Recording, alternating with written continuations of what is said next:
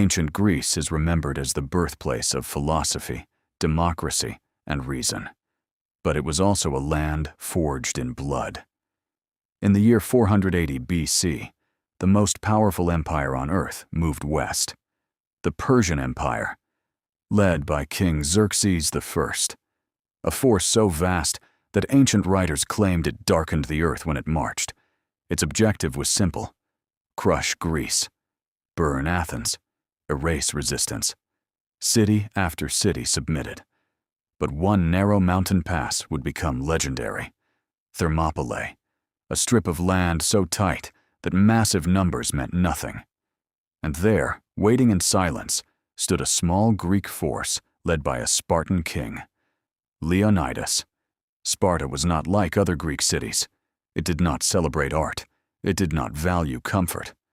From the age of 7, Spartan boys were taken from their families and trained to endure pain, hunger, and fear. Weakness was not tolerated. Death in battle was honor. And Leonidas knew something the world did not. They were not there to win. They were there to die.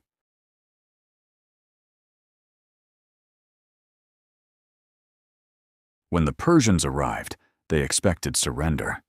Instead, they found 300 Spartan warriors, alongside a few thousand allied Greeks. The first Persian assault came quickly.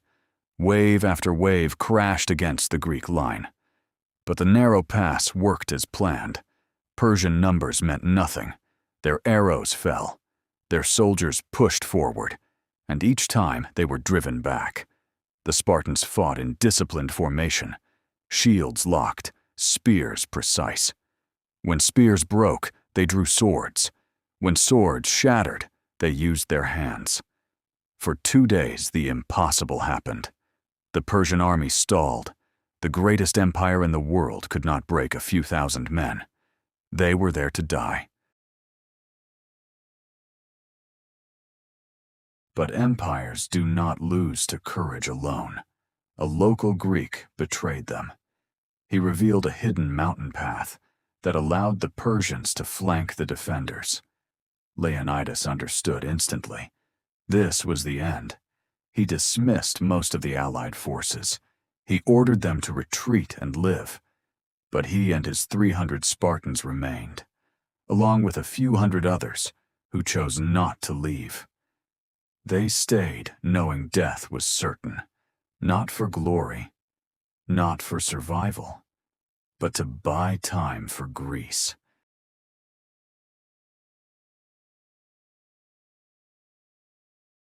When the Persians surrounded the pass, there was no escape. The Greeks fought outside the narrow walls now, exposed, outnumbered beyond hope. Their spears shattered, their swords bent. Arrows filled the sky. Ancient accounts say the Persian archers fired so many arrows that they blocked out the sun. The Spartans' response: "Then we will fight in the shade." One by one, they fell. King Leonidas himself was killed. The battle turned into a desperate struggle over his body. Eventually, every Spartan died. Every single one. Thermopylae fell. The Persians marched forward. But to buy time for Greece.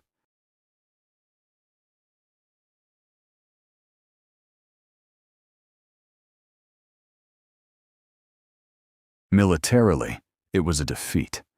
Strategically, it was a delay. Psychologically, it was everything. News of the stand spread across Greece. It proved something powerful.